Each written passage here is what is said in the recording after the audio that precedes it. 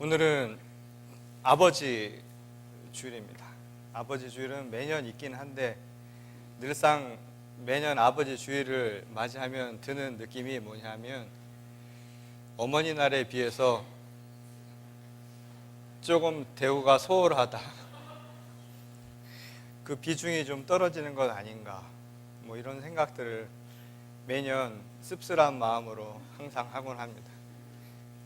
어머니 날이 되면 항상 들어올 때마다 준비한 카네이션도 달아주고 뭐 그러던데 역시 아버지 주일은 그냥 쓸쓸히 또 이렇게 시작하는 것이 아닌가, 이런 생각이 듭니다.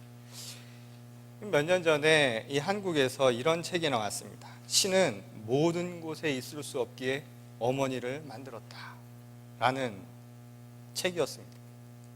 사실 이 책은 그 유대의 격언을 제목으로 삼았는데 김수환 추기경, 돌아가신 김수환 추기경을 비롯해서 법정 스님 또 다양한 각계 인사들이 자신의 어릴 때 어머니를 떠올리면서 어머니에 대한 기억을 잔잔하게 그 소회를 밝힌 글이었습니다.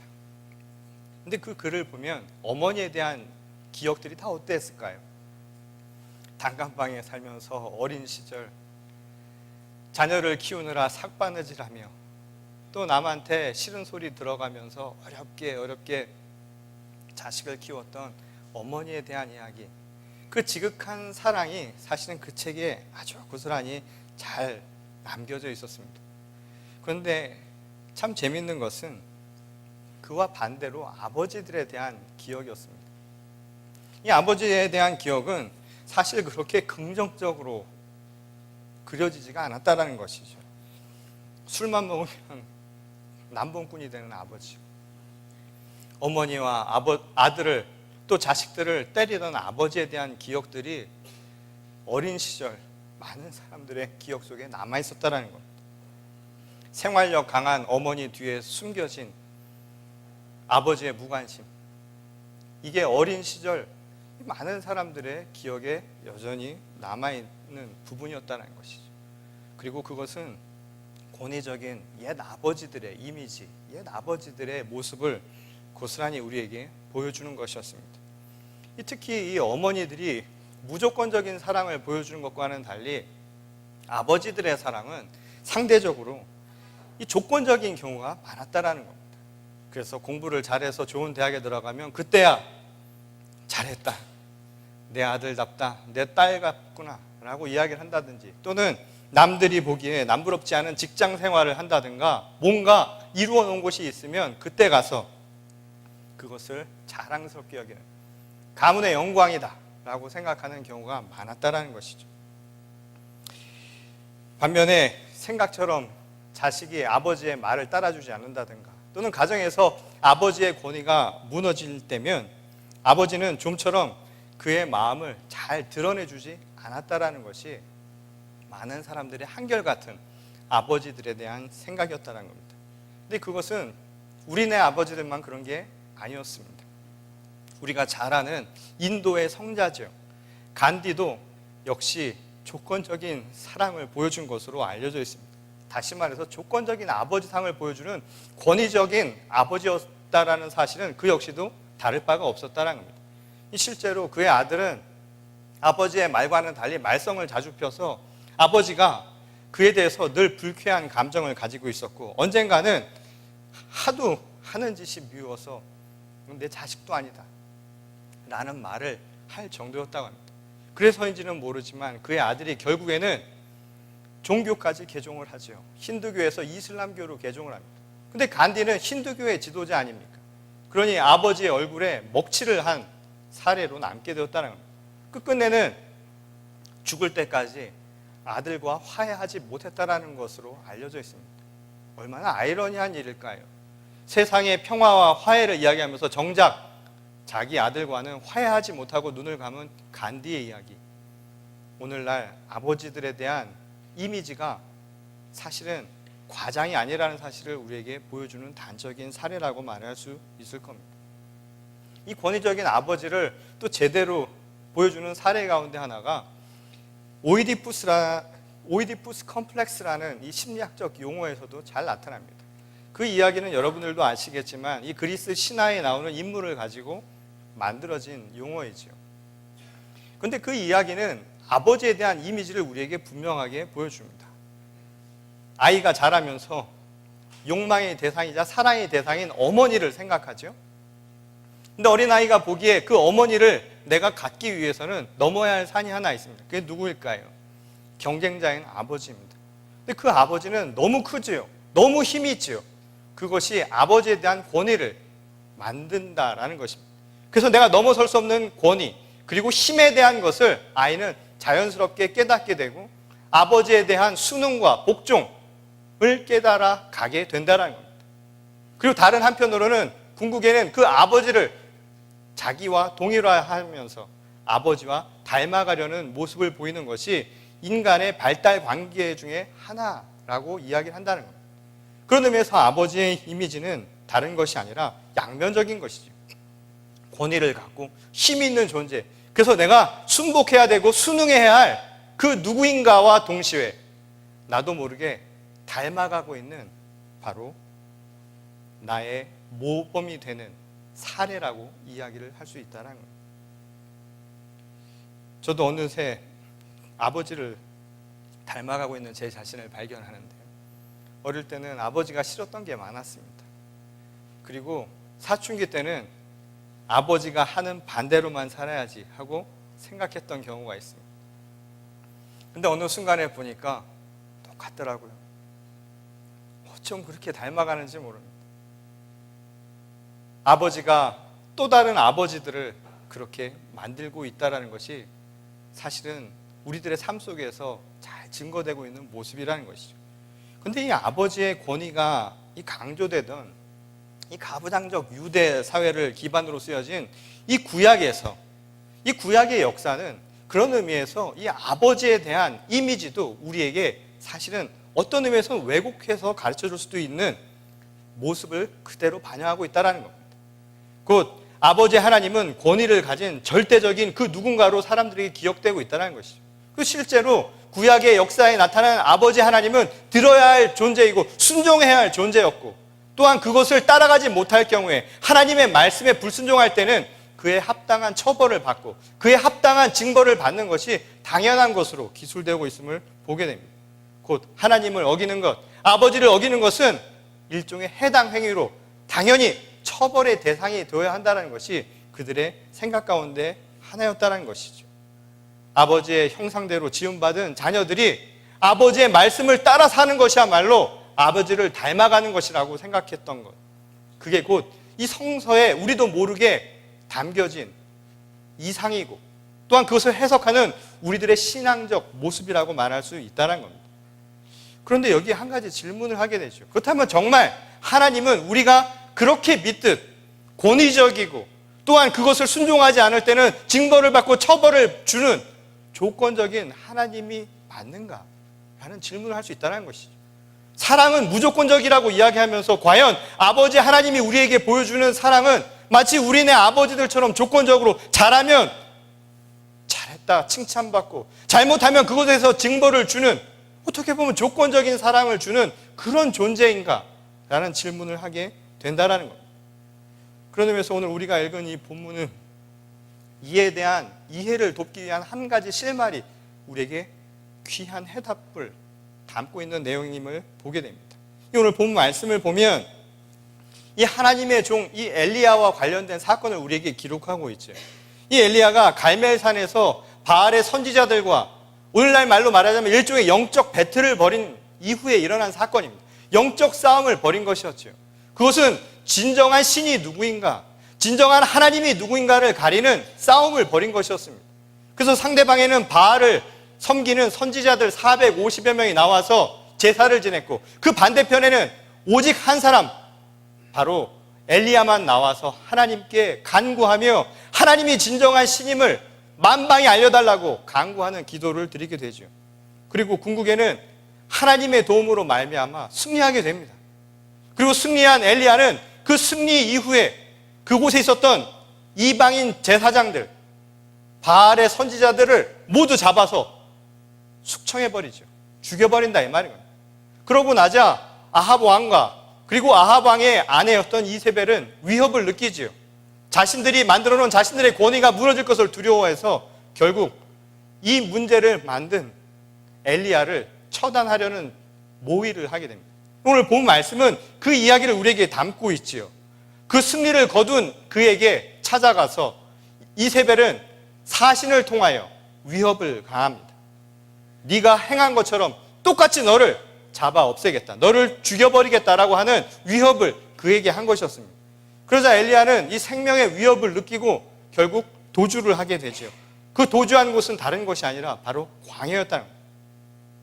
이 며칠 사이에 엄청난 변화가 생긴 것이었죠. 마치 하룻밤 사이에 역사가 변화된 것처럼 전날의 승리는 사라져 없어져 버리고 오히려 도망자가 된 신세로 전락하게 된 것. 이것이 바로 오늘 엘리야의 상황임을 우리에게 보여주고 있다는 겁니다. 이 아마도 엘리야는 광야에 숨어있는 자신의 신세를 아주 한탄스럽게 생각했던 것으로 보입니다. 무엇보다 그의 앞에 놓인 앞으로의 상황이요, 앞으로의 전망이 그닥 밝아 보이지 않았다는 거죠. 비관적으로 아마 생각이 들었던 모양입니다.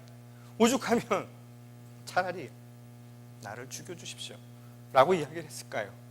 죽기를 청할 만큼 지금 상황은 아주 안 좋은 상황이었다는 거죠. 사실 얼마 전까지만 해도, 바로 며칠 전까지만 해도 그는 의기양양했던 사람 아닙니까? 한번 생각을 해보십시오. 수많은 사람들이, 군중들이 몰려와 있습니다. 그리고 그곳에는 싸움이 벌어지고 있죠. 450여 명이나 되는 수많은 사람들이 저 건너편에서 자신의 신이 진짜 신이 맞다고, 자신이 가지고 있는 권력이 진짜 권력이라고 내세우고 있습니다. 그런데 혈혈단신 홀로 그 반대편에서 오직 하나님만이 진짜 신이라고 주장했던 이 사람을 한번 생각해 보십시오. 만일 영화로 만들어 본다면 이 장면이야말로 카타르시스를 불러일으킬 만한 아주 극적인 모습 아니었을까요? 그리고 궁극에는 그곳에서 승리를 거두는 그 장면이야말로 얼마나 극적인 모습이라고 이야기할 수 있겠습니까? 아마도 그 상황 속에서 많은 사람들이 엘리야의 이야기를 하지 않았을까요? 그리고 많은 사람들의 시선 속에 이 사람이 어떤 사람인가, 그리고 그 사람의 위대함을 이야기하는 소리가 이곳저곳에서 들리지 않겠습니까? 홀홀 단신으로 450명과 죽음을 두고 함께 생명을 맡기고선 싸울 수 있었던 그 사람을 보라 말이죠. 그런 상황 속에서 자기 자신의 그 높아진 위상을 스스로도 실감하지 않았을까요? 그런데 이런 상황들이 사실 오늘날도 벌어지고 있지 않습니까? 흔히 이 교회를 크게 성장시킨 이 목회자들이 갖는 착각, 그리고 그들을 바라보는 교인들의 착각도 사실은 이와 비슷하죠. 왜냐하면 이 모든 것이 다 어디서 나왔다고 생각하기 때문입니다. 바로 자신의 능력에서 나왔다라는 생각이 만들어낸 일종의 착각이라는 겁니다. 그것은 사실은 자기 자신에 대한 과신이죠. 그런데 세상은 상대적인 것 아닙니까? 내가 내 스스로가 잘났다고 생각하면 상대적으로 다른 사람들은 낮게 보이는 게 당연한 이치입니다. 비교 우위를 가지고 누가 높은가 누가 낮은가를 우리 스스로도 모르게 그렇게 우열을 가리고 살아가는 것이 우리들이 살아가는 이 경쟁사회의 모습이라는 거죠. 일종의 착시 현상을 갖게 만든다 이 말인 겁니다. 그것은 내가 잘했다고 생각하는 사람이나 그것을 잘했다라고 칭찬하는 사람들이나 매 한 가지라는 것이죠. 그렇지 않나요? 교회 부흥회 할 때 어디 시골 교회, 개척교회 목사님 모셔다가 부흥회하는 교회 보셨습니까? 다 이름 있는 큰 교회 목사님만 불러오죠. 여기 우리 신학생들도 있는데 신학교회 목사님 불러와서 초빙 강사로 모실 때 다 큰 교회 목사님 불러오지 시골 교회에서 하는 목사님들 불러오는 정말 그런 학생들 보셨습니까? 근데 우리가 가슴에 손을 얹고 한번 생각해 볼 문제입니다. 어떻게 정말 목회일까요? 그리고 어떤 게 정말 하나님의 사역을 행하는 걸까요? 우리도 모르는 새 내가 뭘 좀 잘하면, 좋은 이미지를 가지면 마치 내가 잘한 것인 것처럼 스스로 착각하며 살아가는 게 우리들의 모습 아닐까요? 제가 몇 주째 똑같은 얘기를 해서 죄송합니다. 많은 분들이 걱정을 해서 병원에 가봤어요. 왜 이 기침이 이렇게 안 떨어지나? 엑스레이도 찍고 다 해봤는데 아무렇지도 않은 거예요. 그러니까 더 실망이 되더라. 뭐래도 있어야 고칠 텐데. 근데 무슨 생각이 들었냐면, 저도 모르는 새 제가 말을 좀 곧잘 하죠. 그렇게 반응이 나와야 제가 얘기를 계속 할 수 있는 건데, 말도 곧잘 하고 바깥에서 이야기하는 것을 즐겨하는 편입니다. 그러다 보니까 어느새 지 잘난 맛에 살았다라는 생각을 문득문득 하게 됩니다.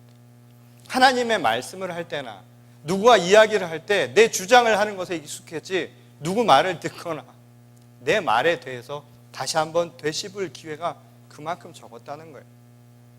근데 기침을 하면서 무슨 생각이 들었냐면, 말의 중요성을 다시금 깨닫게 됩니다. 그리고 그것을 통해서 저에게 주시는 말씀이 있었습니다. 도구라는 사실이죠. 너는 하나님의 말씀을 전하는 도구이지 네가 네 이야기를 하는 것이 중요한 것이 아니다라는 것을 새삼 저에게 가르쳐준다라는 생각이 들었습니다. 오늘 엘리야도 똑같은 것 아닐까요? 그리고 마치 교회를 성장시키고 무언가를 잘했다라고 생각하는 사람들, 그리고 그것을 옳다고 보는 모든 사람들에게 똑같이 주는 하나님의 말씀입니다. 이 모든 하나님의 일들은 하나님이 행하시는 것 아닙니까? 엘리야가 450명을 상대를 해서 이긴 것이 아니라 궁극엔 하나님이 행하신 것 아니냐 이 말인 것이죠. 그러니 그것은 누구의 능력이 아니라 곧 하나님의 능력이라는 사실을 기억하라 이 말인 거죠. 그럼에도 불구하고 우리는 문득문득 그 사실을 잊고 지낸다 이 말인 겁니다. 근데 그것을 명확하게 알 수 있는 게 뭔가요? 좋을 때는 잘 모른다 이 말인 거죠. 오늘 엘리야처럼 자신도 예측하기 어려운 위기 상황이 생기거나, 또는 내가 실패했다고 느낄 때, 내 능력으로 안 된다고 느끼고 내가 낭패감을 맛보고 좌절감을 맛보는 바로 그 순간이야말로 정말 이것이 내가 하나님의 일을 행하고 있는가, 그리고 내가 하나님의 도구인가를 명확하게 내가 깨닫고 있는가를 알 수 있는 중요한 기준이 된다 이 말씀인 겁니다. 근데 오늘 엘리야처럼 내가 이런 어려움을 당할 때만 우리가 과연 어떻게 그걸 생각하냐 이 말인 거죠. 하나님의 말씀은 때를 얻지 못하든 준비하면서요 항상 기뻐하며 하나님을 찬양하며 만족하며 내가 행하라고 이야기를 합니다. 근데 사람들은 그렇게 못한다는 거예요. 잘 되면 좋다고 이야기하면서도 잘 안 되면 뭔가 많은 것이 잘못됐다 생각하고 무너져 버리는 우리 자신을 보죠. 낭패감을 보고 좌절감을 보고 그것을 통해서 내가 낙오가 된 것 아니냐라는 생각들을 하게 된다는 겁니다. 근데 그것은 마치요, 언젠가 비유를 한 것처럼, 여러분, 빗자루는 도구입니다. 빗자루가 성능에 대한 이야기만 할 뿐이지요, 도구로서의 성능만 있을 뿐이지, 결국 그 빗자루로 쓰는 것은 쓰는 사람의 모습 아니고 쓰는 사람의 의도 아닙니까? 근데 빗자루가 많이 쓸렸네 못 쓸렸네 가지고 판단한다는 것, 그것을 잘났다 이야기하고 그것 때문에 무너져 버린다는 것은 여전히 자기 스스로가 주인이라는 생각 속에서 머물러 있기 때문이라는 것입니다. 바로 착각이고 착시 현상이 바로 거기서 생겨난다는 것입니다. 오늘 엘리야의 심정도 어떤 의미에서는 거기서 크게 벗어나고 있지 못하고 있는 것으로 보인다는 거예요. 이제 내가 죽겠습니다, 나를 차라리 죽여주십시오라는 이 말은 내가 정말 선한 싸움 다 싸우고 하나님 말씀대로 살았으니 나를 데려가 주십시오라고 하는 말이라기보다는 오히려 내가 이것을 잘 행하지 못해서요, 그리고 내 능력이 이거밖에 되지 않아서, 아니 하나님 왜 나를 도우시지 않느냐라는 일종의 푸념이 그 안에 담겨져 있었을지도 모른다는 겁니다. 만약 정말 내가 떳떳하게 하나님 앞에 나를 데려가십시오라고 이야기한다면 도망을 갔을까요? 저 같았으면 차라리 거기서 담대하게 죽음을 맞이하는 편을 택했으리라는 생각이 듭니다. 오히려 나를 죽여달라고 했던 이 이야기는 사실 엘리야는 그 광야 생활에, 그 도주하는 생활에 오히려 더 자존심이 상했을지도 모릅니다. 내가 왜 이렇게 됐느냐 말이에요. 밑도 끝도 없는 이 광야 생활을 하면서 도주를 하면서 내가 왜 이렇게 살아야 되느냐, 하나님의 일을 한다고 내가 그렇게 나서서 행했는데 결국 내게 돌아온 것은 무엇인가요? 광야라는 것은 무엇입니까? 주변에 아무도 없지요, 잡히는 것도 없지요, 보이는 것도 없는 상황 아닙니까? 우리의 인생이 마치 광야 같은 순간처럼 생각됐다 이 말이에요. 자존심이 있는 사람은요, 그걸 버티지 못하는 거예요. 견디지 못하는 것 아닙니까? 미국에 와서 제일 힘든 게 뭐였어요? 이민자들이. 예전 분들 자주 쓰는 말 중에 이런 말 있죠. 왕년에 내가 좀, 근데 미국 가서 잘 안 됐단 말이에요. 자존심 상하는 경우가 너무 많은 거죠. 뜻대로 안 되는 상황들이요. 그게 사실은 그 자존심 때문에 정말 내가 무너지는 것 같은 느낌을 갖지 않습니까? 저도 말이죠. 공부 다 할 만큼 했다고 생각하고 제법 한다고 생각을 하고 여기 미국에 유학을 왔는데 저희 때만 해도 이 말하는 영어는 배우질 않아서 얼마나 영어 때문에 고생을 했는지 모릅니다. 그 오피스 데포인가요? 거길 가서 스테플러를 사는데 스테플러란 말을 몰라가지고 호치키스 달라. 호치키스 달라. 근데 그 호치키스를 못 알아들어서 제가 3번이나 반복했던 기억입니다. 하치키스. 하치키스. 하치키스. 지금도 고마운 게 그러고 있는 저를 보면서 또 그걸 가져다 주더라고요. 근데 제가 그걸 받고서는 보니까 그 안에 넣어야 될 또 스테플들이 있잖아요. 근데 왜 우리 한국 사람들은 그걸 약이라고 불렀을까요?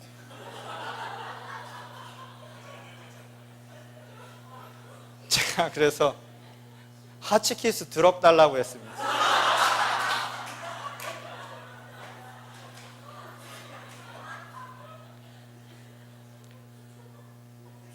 참 신기하죠? 근데 또 그걸 또 갖다 줘요. 학교에서 제가 두통 때문에 고생을 해서 말이죠. 약이 좀 필요한데 그 약을 좀 달라고 그러는데 왜 영어는 그 단어밖에 생각이 안 날까요? I need drop.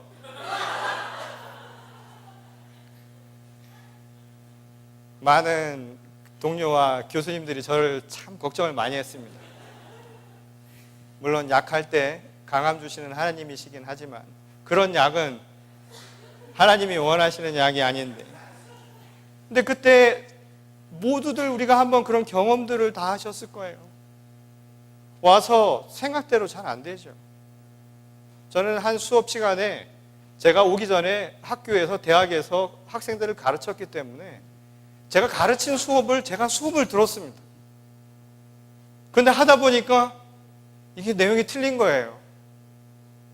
그러니 속에서 울불이 나서 손을 들고 그거 틀렸다고 이야기를 했습니다. 왜 틀렸냐고 물어보더라고요. No, wrong이라고는 얘기를 했는데 왜 틀렸는가 하는 이야기는 너무 긴 거예요. 제 마음속으로만 왜 틀렸는가를 이야기하고 입으로는 한마디도 하지 못했어요. 근데 그 순간 저에게 무슨 상황들이 생겼냐면 자존심이 상하는 거예요. 자존감이 떨어진 거예요.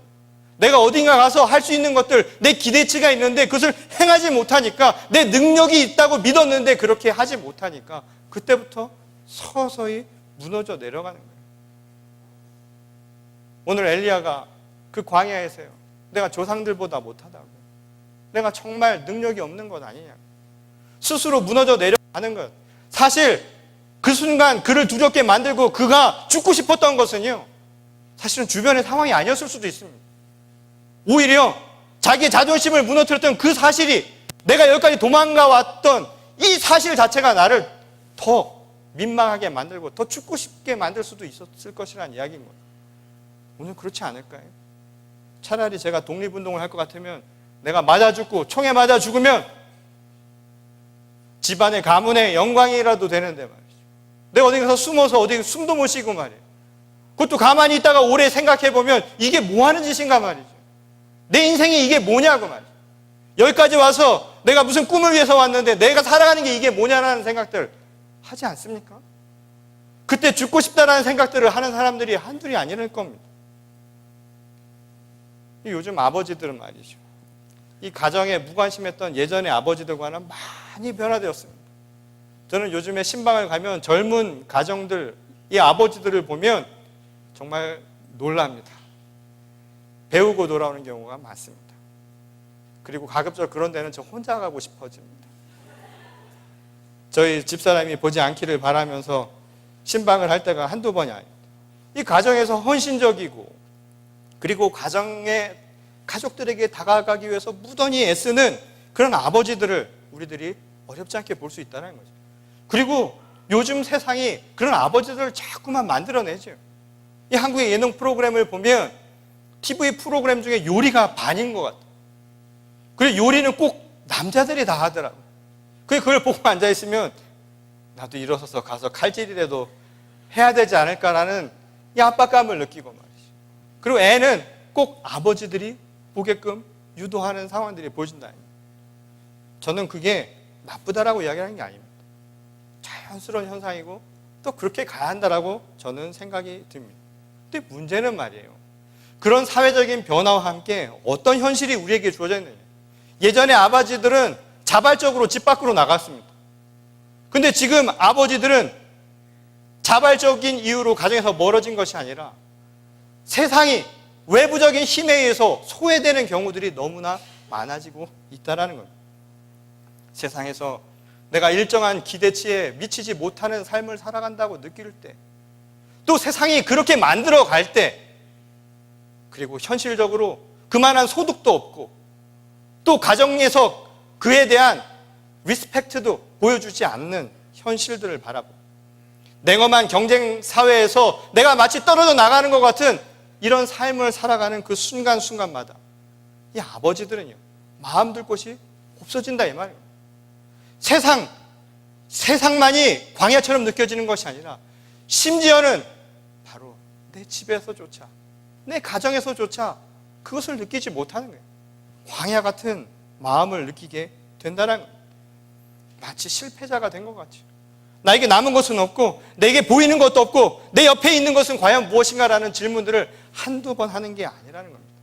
세상이 미운 게 아니라 어떤 순간에는요, 내가 죽음을 생각하고 내가 정말 힘들어하는 그 순간은 세상이 미운 것만이 아니라 사실 그런 세상 속에서 그렇게 움츠러든 내 자신이 더 싫어지게 되는 현실이 되었다 이 말입니다.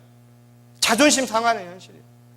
자괴감이 생기고 나는 실패한 거 아닌가, 나는 낙오자가 아닌가, 이런 상황들이 이곳저곳에서 벌어지고 있다는 겁니다. 제가 한국의 제 친구들을 보면요, 이제 40대 후반들인데 벌써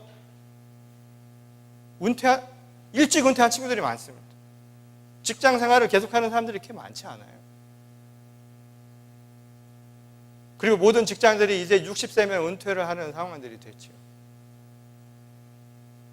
요즘에 평균 수명이 80세는 넘어가지 않습니까? 훨씬 넘어가죠. 걱정하지 마십시오. 지금 80세 주변에 계신 분들도 제가 이렇게 얘기하신다고 수명이 가까웠다고 생각하지 마십시오. 하나님이 주시는 수명은 언제까지 될지 모르는 그런 현실 속에서 살아갑니다. 근데 현실 속에서 자꾸만 내가 거기서 일찍 떨어져 나가는 것이 아닌가, 이런 낙오감을 느끼면 오늘 많은 사람들이 이 변화된 현실 속에서 자기도 모르게 스스로 그렇게 느끼며 살아가고 있다는 겁니다. 근데 그러한 광야와 같은 그 끝에서요, 오늘 엘리야는 이 로뎀나무 그 아래에 자기 지친 몸을 맡기고 누입니다. 이제 여기가 내 인생의 마지막 종착역이겠지 생각을 했겠지. 그리고 보이는 것이라고는 그거밖에 없으니 거기 가서 내 몸을 맡기고 쉬자, 잠을 청했는지 모릅니다. 그런데 그때 하나님의 천사가 나타나서 그에게 먹을 것을 주죠. 그의 영혼을 달랩니다. 그리고 그것을 두 번이나 이야기하면서 이렇게 말씀을 하죠. 일어나 먹으라고요. 일어나 먹으라고요. 아직 갈 길이 많이 남았으니까 일어나 먹고 힘내라고 지금 엘리야에게 이야기를 해주고 있다는 거예요. 용기를 주는 말씀 아닐까요? 저는 어릴 때 아침 등교를 하기 위해서 저희 아버지가 저를 깨우시던 그 순간이 아직도 문득문득 떠오릅니다. 그때 저희 아버지는 야근을 하고 항상 들어오셨는데 야근을 하고 들어오시면 아침에 피곤한 몸을 이끌고 주무시기 전에 먼저 아들을 깨워서 학교를 보냈습니다. 일어나, 밥 먹어, 그리고 학교 가야지. 그리고 마지막 말은 아버지 말들 길지 않잖아요. 열심히 공부해라. 그게 다였습니다. 근데 그때는 그 얘기가 왜 이렇게 듣기 싫었을까요? 아침에 일어나라는 소리가 왜 이렇게 듣기 싫었을까요? 일어나 밥 먹으라는 소리가 그렇게 듣기 싫었습니다. 그런데 안 할 수가 없었죠. 아버지가 부르는데 안 할 수 있습니까? 엄마가 그러면 좀 어떻게라도 더 버텨보겠는데, 아버지가 일어나 밥 먹으라고 하면 일어나 밥 먹어야죠. 그런데 말이죠, 가끔 그 말씀, 그게 기억이 나요. 그리고 듣고 싶습니다. 가능하면 한번 듣고 싶어요. 일어나 학교 가라고, 밥 먹으라고. 일어나 밥 먹으라는 아버지의 소리를 한번 들어보고 싶지 않으세요? 인생이란 광야에서 정말 낙오되어 살아가는 것 아닐까, 이런 생각이 들 때가 있습니다. 어떤 때는 죽고 싶을 만큼 자존심이 상해서 차라리 죽어버리는 게 낫겠다 싶은 생각을 할 때도 있습니다. 그럼 무슨 일을 할 때마다 잘 안 되고요, 자존심도 상하고 일이 잘 안 풀리니까 정말 자신감이 없어질 때가 있습니다. 이제 아버지가 되니까 어딘가에 기대는 게 아니라 제가 누군가가 기댈 수 있는 기둥이 되어야 하는 입장이 되었습니다. 그런데 아세요? 내가 그 입장이 되었을 때 언젠가는 한번 나도 기대보고 싶은, 의지할 곳을 떠올릴 때가 있다는 것. 내 아버지는 어땠을까? 내 아버지는 그 순간 어떠했을까? 내가 지금 서 있는 곳은 과연 어디고, 또 내가 지금 어디로 향해 가는지 정말 명확한 것은 한 가지도 없는 이 광야 같은 인생길에서 정작 아무도 나를 알아주지 않고, 또 내가 그렇게 지켜왔던 내 가족조차도 내 마음을 몰라준다고 생각하는 그 순간에 문득문득 그 말들이 떠오르지 않을까요? 일어나 먹어라. 저는 오늘 그 이야기를 생각하면서 아버지이신 하나님의 모습을 다시 한번 떠올려 봅니다. 아직 가야 할 길이 많이 남았다. 여기서 멈추면 안 돼. 힘내. 다시 먹고 다시 일어나서 가는 거야. 내가 너와 늘 함께 할 거니까 걱정하지 말고 지금 일어나 다시 가기 바란다. 힘내라. 용기를 주는 이 말씀. 저는 오늘 이 말씀을 읽으면서요, 이미지가 한 가지가 떠올랐습니다. 무슨 이미지인 줄 아세요? 저는 하나님을 봤습니다. 오늘 이 말씀 가운데 하나님이 어디 계실까요? 저는요, 이 말씀 가운데 하나님이 그럼 로뎀 나무가 아니었는가, 이런 생각이 듭니다. 광야와 같은 인생길에서 내가 쉬어갈 곳이 어디 있었을까요? 그 나무가 아무것도 아닌 것 같고요, 무뚝뚝하고 말도 하지 않고 그렇게 권위적으로 보이고 그렇게 커 보이기만 했던 그 나무가 그 어려웠던 광야를 걸어가는 내 인생길에 나에게 쉼을 주는, 그래서 나에게 다시 일어설 수 있는 용기를 줄 수 있었던 진정한 사랑의 나무였음을 오늘 저는 깨닫게 됩니다. 오늘 아버지 하나님, 권위 있고 힘 있고 우리를 누르는 것 같지만 그 아버지의 저 너머에, 그 권위 저 너머에는 우리를 항상 지키시는 아버지의 사랑의 모습이 그 안에 담겨져 있음을 보게 됩니다. 오늘날 많은 사람들이 아버지가 권위를 잃어가고 또한 아버지의 능력을 잃어가는 세상이 아닌가라고 생각을 하는데, 저는 그런 생각이 들지 않습니다. 잃어가는 것은 아버지의 권위가 아니라 사실은 그 권위를 바라보던 우리들의 마음 아니었을까요? 그리고 그 너머에 있는 진정한 아버지의 사랑을 발견하지 못한 것 아니었을까요? 오늘 하나님 아버지를 바라보는 우리들의 신앙적인 시선도 마찬가지입니다. 내가 아버지 하나님을 무엇을 통해서 바라보았습니까? 아무리 불러도 대답하지 않는 아버지 하나님, 목석 같은 아버지 하나님, 잘못되면 그때만 드러나는 것 같은 아버지 하나님이 아니라 오늘 묵묵히 걸어가는 그 순간순간마다 사실은 저 멀리서, 아니 바로 우리 가까이에서 우리의 그늘이 되어주시는 아버지 하나님의 그 따뜻한 사랑을 여러분 발견하고 싶지 않으십니까? 오늘 이 아버지 주일에 아버지를 다시 한번 찾아보시기 바랍니다. 그리고 바라건대 일어나 먹으라는 이 말씀을 마음속에 새기고요. 오늘 이 땅을 살아가는 아버지들은 힘내시기 바랍니다. 자존심이 좀 상하고 어려움이 있을지라도 우리를 지키시는 아버지 하나님이 우리를 세우실 줄 믿습니다. 그리고 그것을 바라보는 우리 모두를 통해서 함께 일어나 하나님 나라를 함께 세워가는 주님의 거룩한 교회와 성도들이 되게 하실 줄 주님의 이름으로 간절히 축원합니다. 우리 다 같이 기도하시겠습니다. 하나님 감사를 드립니다. 오늘 이 땅을 살아가는 수많은 아버지들, 세상에 자존감도 떨어지고 또 이 세상을 살아가면서 힘에 부치는 순간도 있습니다. 땅이 꺼져라 무너질 것 같은 한숨 속에서 그 인생의 무거운 무게를 저희들이 느끼기도 합니다. 그래도 누군가 쉽게 나눌 수 없는 입도, 그 마음도 무겁게 다쳐서 살아가는 아버지들의 모습을 봅니다.